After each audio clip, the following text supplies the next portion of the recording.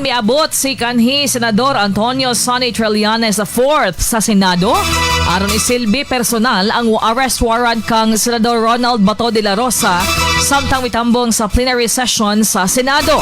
Gipasabot ni Trillanes nga niadtong Nobyembre 2025 pa gipagawas sa pre-trial chamber sa International Criminal Court kun ICC ang arrest warrant bato kang Senador de la Rosa.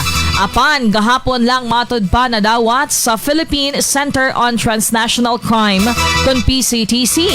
Naghatag sab si Trillanes og kasiguruhan nga ilang paningkamutan nga mapatuman ang maong pag-aresto sanglit sama lamang sa matod pa iyang kasinatian ni adtong siya senador pa nga gidakop siya tungod dunay balidong warrant nga gisilbi. Gani gi-question karon ni Senator Rodante Marcoleta kung duna ba'y koneksyon si kanhi Senador Antonio Trillanes III sa ICC human nga kini maoy nagsilbi sa warrant of arrest bato kang De La Rosa.